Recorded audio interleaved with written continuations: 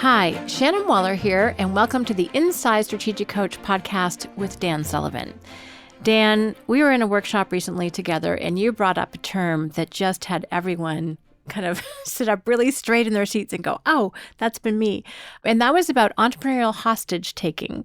So can you explain your context behind that? Because it's a fun circumstance that set this up. I'm going to tell two stories here. So the purpose of a strategic coach, first of all, a strategic coach is only for entrepreneurs who are talented, successful, and ambitious already. So it's not a place to begin your entrepreneurial career. It's actually that you have become very successful and you've kind of almost reached the ceiling of your previous best goals. And now you'd like to take a big jump with the knowledge you have, but almost with the energy and freshness and motivation that you had when you first started as an entrepreneur. And that's what we're about. And we've been just for that for 30 years. We're in our 31st year. And that's what we do. And the most important thing is that these individuals, that what they're looking for now is an ever expansion of 4 freedoms. And this would be both in their business life and their personal life, but greater freedom of their time, greater freedom of their money, the quality of the money, the quantity of the money, freedom of relationship, both inside and outside their business, and freedom of purpose. You know, what's all this about? What does this do? And they have the money. They're already in close to the top 1% of income earners before they can even qualify for a strategic coach. So they've come in, they know how to make money. The money isn't the problem, is that they've gotten themselves trapped. And I said, it's like a lot of you have been taken hostage. You're trapped by a hostage taker. Okay. And that was the term. And everybody said, oh, that's so true. And I said, and each of you has different things that when you look at a sense of frustration or a sense, of almost being angry, that basically it would be the same that someone or something has taken you hostage. But the reason I brought up that word is I just had the benefit of being introduced to someone who has signed up for strategic coach during 2019. His name is Chris Voss. He's written a marvelous book, Never Split the Difference, and he is a coach member in Los Angeles. His son is also in the program. And he was a guest at Joe Polish's really, really marvelous big conference every November called Genius Network. And Chris is a veteran, I think probably a 30-year veteran of the FBI, where he was a chief negotiator in hostage-taking situations. And I highly recommend his book. Brilliant. Never Split the Difference. But anyway, he just showed the whole psychology, the whole approach, the whole communication approach, the whole process that he would set up to stack the odds in his favor that eventually the hostage would be freed from the hostage taker without violence being needed. And he has just developed an amazingly interesting, totally counterintuitive kind of communication approach to this. So much so that Chris and I have agreed to actually combine our understanding of creating free zones where you're free from competition with the concept of freeing yourself from hostage situations. But we'll identify what entrepreneurs want to get free of as that they're held hostage. It's really very, very exciting. It's just one of those terms that is so vivid, your mind immediately goes to movies, to books, to real life situations. But it's very, very easy to say, I've had this problem, I haven't made a decision. I know I have to stop being here, but I haven't made a decision. I said, well, that must be how a hostage feels when someone else has complete power over them. So I think Chris has a whole logic of how you unhostage yourself. So, Dan, what are some examples of things that entrepreneurs feel hostage to?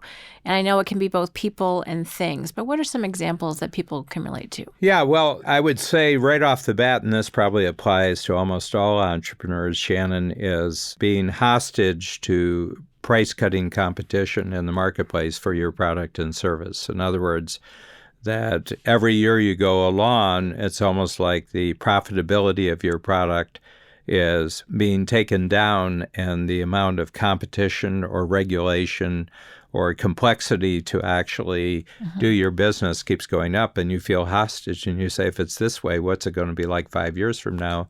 And you've been trained to do this. You're very good at it. You've been very successful.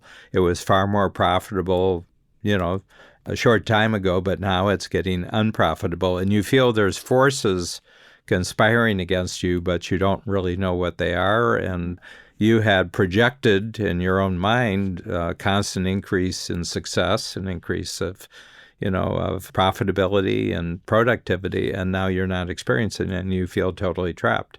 One of the big things we do very, very early is just show people how to escape from price cutting. And it's not anything that you would ever learn at business school. It's not anything that you would ever learn at an industry meeting. It's completely shifting the emphasis away from you and your conditions and saying, yeah, but who do you really want to be a hero to? I mean, you got into this industry, but they're not sticking with you. They're not buying with you because of the product or service. Or if they are, they're just part of the price cutting, then you really don't want to be a hero to people who want to pay you less for your best efforts and for your best product and service. I mean, that's kind of a hostage taking just from the customer standpoint. But what you want to do is get your attention on how do I create value for my customer? We call it DOS, dangers, opportunities, strengths. What are the dangers, opportunities of strengths that my best clients are facing right now that through talking to them, through problem solving with them, through helping them make changes, they can actually eliminate the dangers, capture the opportunities, and maximize their strengths. So what that does is it suddenly shifts the context, and you realize I'm not held hostage by this particular product, or so I can change product, I can change service, I can even change careers, I can change marketplaces. But you don't see that as long as it's about you and the competition and the pricing. You're just trapped. But the moment you shift the context, you say, oh, wow, and then there's lots of other people who also want to create value for the same, I call it a hero target. You have the same hero target, and then you say, hey, I can collaborate with them, and we'll start doing things that nobody has ever done before, and then you become innovative. So that's a prime example. But the other thing, these are very frequent complaints. I just can't find good people to hire anymore. And you're held hostage. I could really grow if I had good people, but I can't find good people. So I'll say to them, well, let me ask you a question. What if this is true, that there's actually great people out there, but they're not looking for you? Because you're not someone yet who great people would look for, because every time they look at you, you don't have any excitement. You have a lot of worry. Well, I'll have to tell you, there's many things that great people are looking for, but a worried, harassed entrepreneur isn't one of them. And it's always a mind shift. See, in hostage-taking situations, actually, it's a very fine line that a superb expert like Chris Voss has to take, because there's the possibility of violence, there's a possibility of death, even for the hostage taker, I mean, if it comes personal. Usually it's not face-to-face. And the other thing is that there's forces on the hostage negotiator's own side that would like to kill the hostage taker. The negotiator? So, the hostage taker can either negotiate and free, or there's a team that's the team that comes in to end it doesn't ask questions. They just deliver answers, called SWAT team. So the whole point about this is that entrepreneurism, if you're really leading a really great entrepreneurial life, you're identifying how you have allowed yourself to be taken hostage by situations in your life. I had a client several years ago. I worked from quarter to quarter with him, and it was clear to me that very easily, if he just made certain decisions, that he could probably jump his revenues by 20-25% within the next 5 years. But he wasn't doing it. And one quarter would go by, and I said, your thinking was really, really clear. And it just seemed to me that it was about 3 quick steps and all the conditions were in place for you to do this. And he said, yeah, but he said, if I went 25%, I'd have to divide that 25% in a divorce court. And I don't want to increase my success by 25 times and then give 12.5 times it away.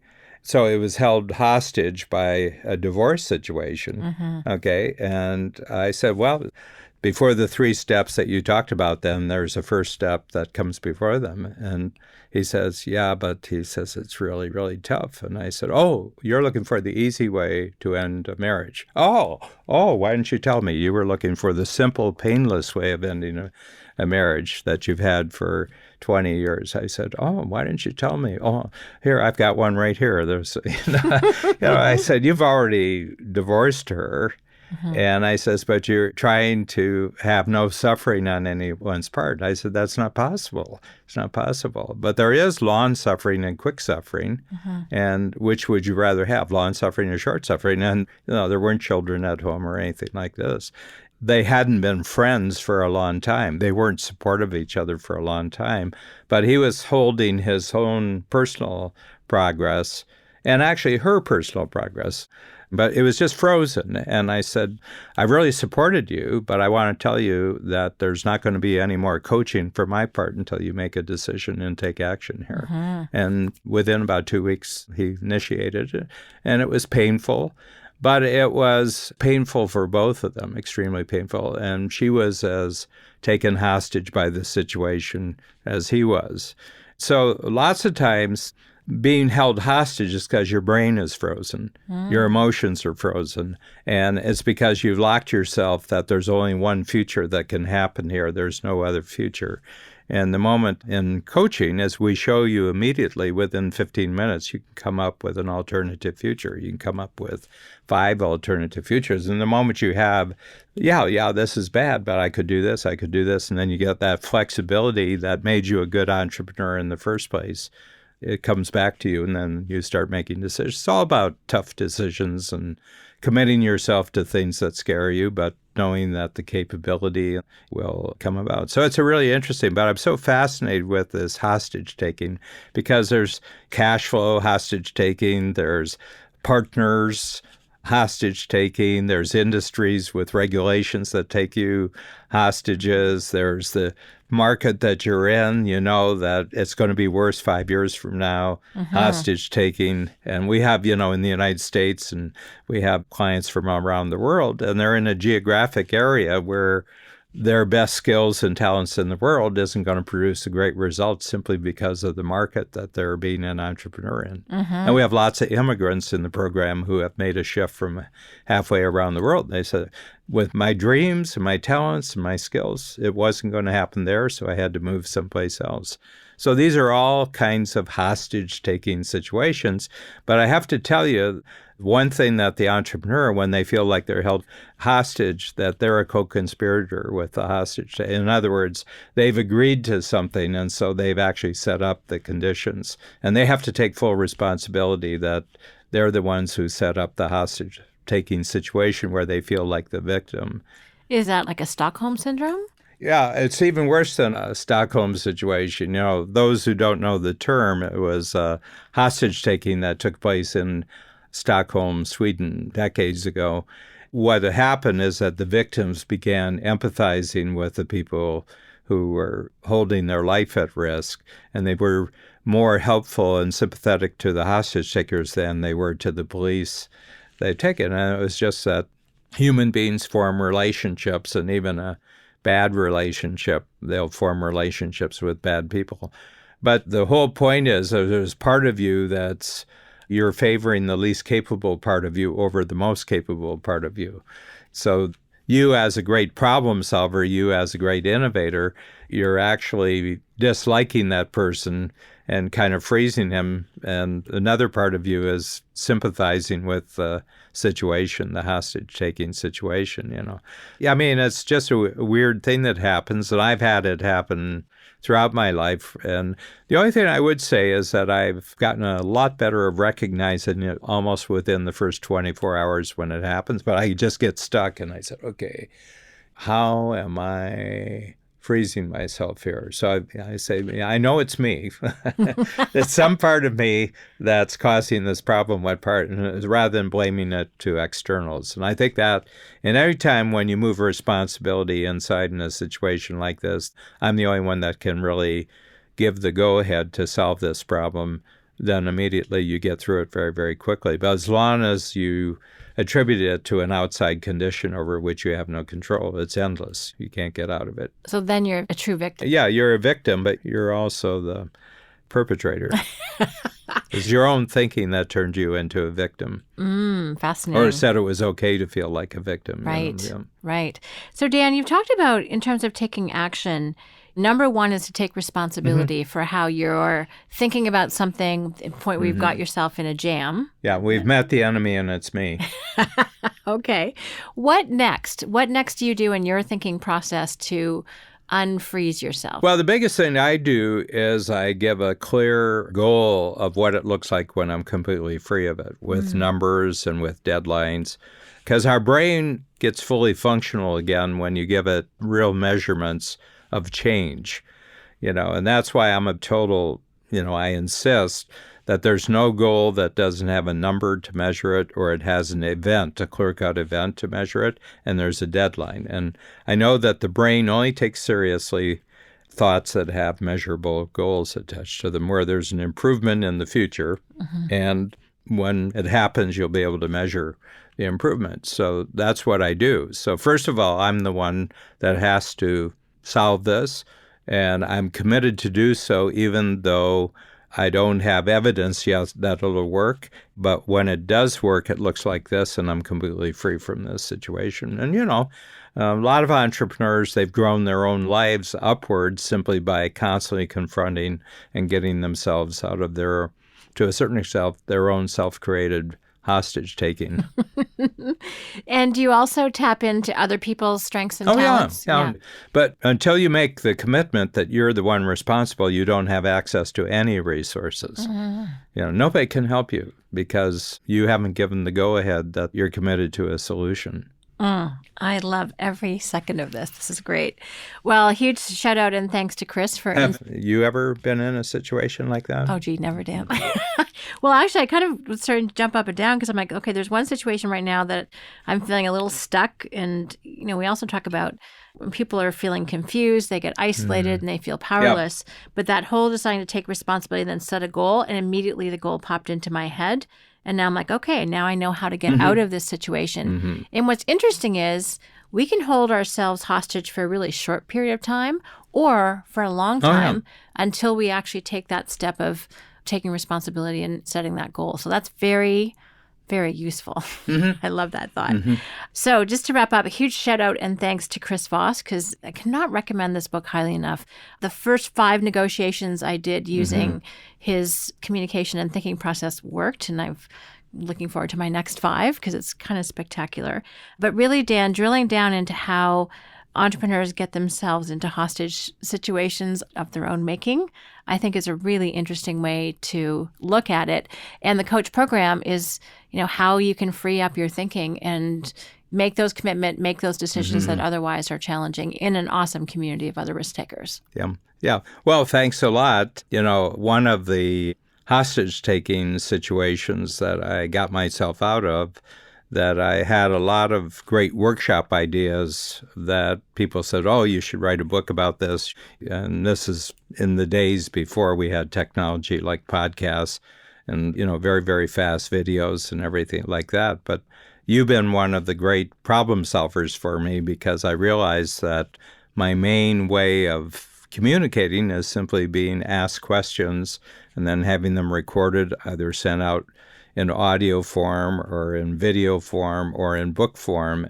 So you've been there. Every time I decided that I would no longer be taken hostage, you were there to be a capability that I could use. So thanks a lot, Shannon. Oh, well, and by the way, our podcast manager, who's a fanatic for measurement of the impact of our podcast, Gord Vickman, alerted us that Inside Strategic Coach is in the top 2% of all podcasts in the world, and there are close to 800,000 podcast series And this particular series is in the top 2%.